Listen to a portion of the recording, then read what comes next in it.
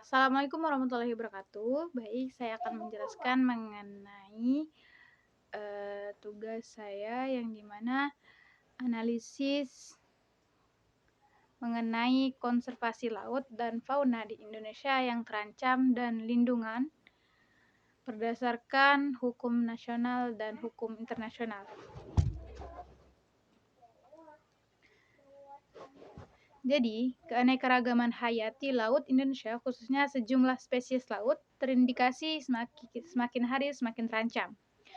Buktinya, Kementerian Laut dan Perikanan (KKP) Republik Indonesia sampai menjalankan program Rencana Aksi Nasional (RAN) untuk konservasi keanekaragaman hayati laut di tahun 2015 dan sampai 2019. Program RAN 2015 sampai 2019 memiliki target nasional untuk mempertahankan populasi spesies yang terancam punah sebagai spesies prioritas konservasi nasional. Salah satu upaya pokoknya adalah konservasi jenis ikan yang terancam punah, langka, endemik, populasi turun, dan yang reproduksinya rendah melalui mekanisme perlindungan dan pelestarian jenis biota. Disebut pula oleh KKP sejumlah spesies laut yang terancam punah dan dilindungi di Indonesia, diantaranya adalah arwana, super red irian, pari, manta gergaji, hiu, paus martil appendicitis, koboi layan gergaji, Napoleon, terubuk, paus, paus biru, bersirip, dan berbengkok. Banggai cardinal fish, cucut lanjaman, dugong, penyu hijau, penyu tempayan, penyu sisik, penyu ridel, penyu pipih, penyu belimbing, dan penyu labi-labi.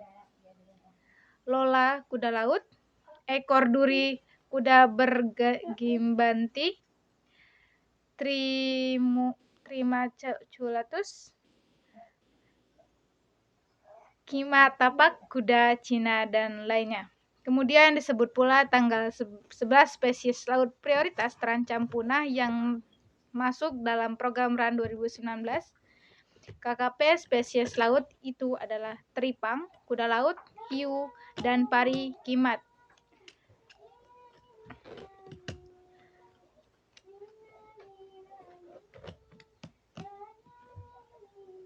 Konservasi sumber daya air dapat dilakukan melalui kegiatan perlindungan dan pelestarian sumber daya air, pengawetan air, pengelolaan kualitas air, serta pengendalian pencemaran air dengan mengacu pada pola pengelolaan sumber daya air pada setiap wilayah sungai dan dipakai sebagai acuan dalam perancangan tata ruang.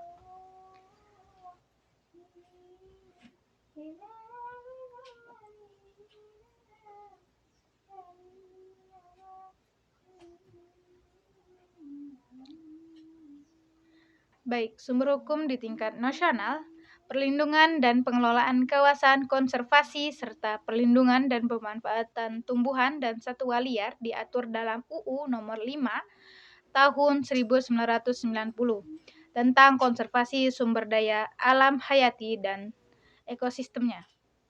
Selanjutnya dalam tulisan ini ditulis UU Konservasi beserta Peraturan Pemerintah Nomor 7 Tahun 1999 tentang pengawetan jenis tumbuhan dan satwa-satwanya yang memuat lampiran daftar jenis tumbuhan dan satwa yang dilindungi di Indonesia.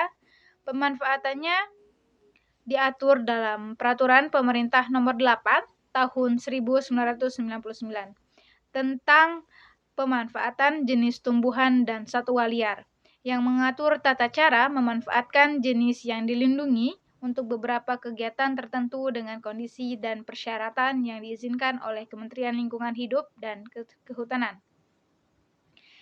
Saat ini, ancaman kepunahan beberapa jenis spesies langka telah menjadi sorotan banyak pihak, termasuk dalam forum-forum internasional seperti konferensi UN, Convention on Biology,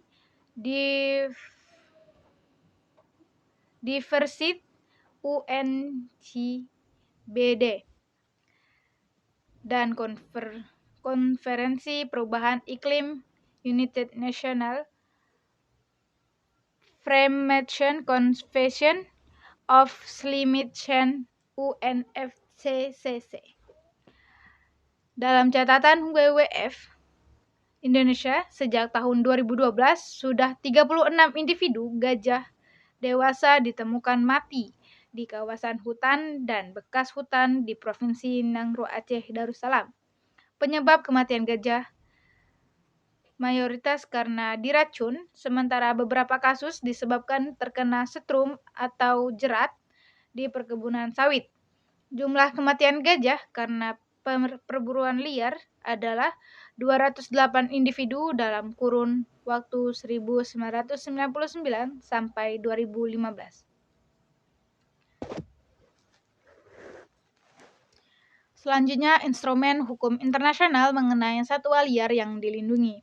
Instrumen hukum internasional perlindungan dan pemanfaatan satwa liar yang dilindungi antara lain adalah Daftar Merah Spesies yang Terancam Punah IUCN, Daftar Merah IUCN, dan CTTS 1973. Indonesia meratifikasi CTTES melalui Keputusan Presiden Nomor 43 Tahun 1978 pada tanggal 15 Desember 1978.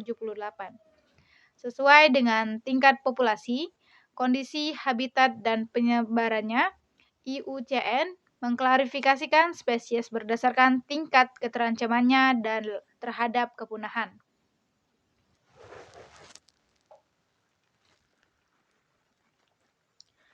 Kejahatan perdagangan dan peredaran satwa liar yang dilindungi ini sudah menjadi kejahatan yang lintas batas negara.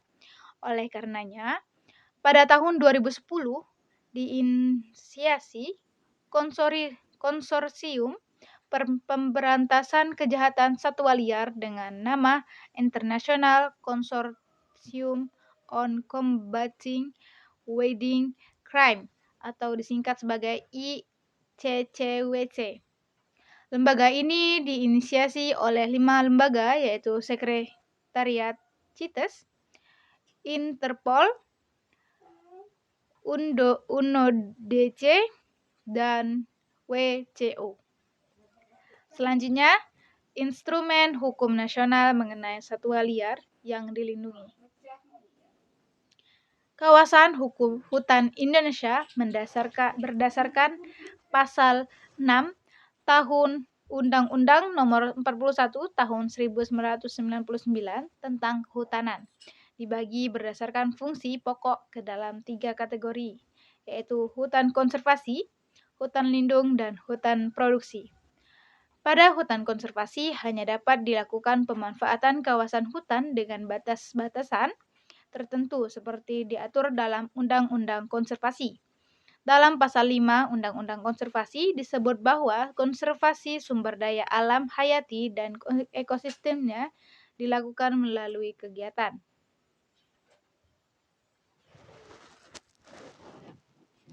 Yang pertama ada perlindungan sistem penyangga kehidupan. Yang kedua, pengawetan keanekaragaman jenis tumbuhan dan satwa beserta ekosistemnya. Yang ketiga ada pemanfaatan secara lestari sumber daya alam hayati dan ekosistemnya. Prinsip dasar pengelolaan kawasan hutan konservasi yang membedakan dengan pengelolaan hutan lainnya terletak pada prinsip kehati-hatian untuk menghindari perubahan-perubahan terhadap kondisi aslinya.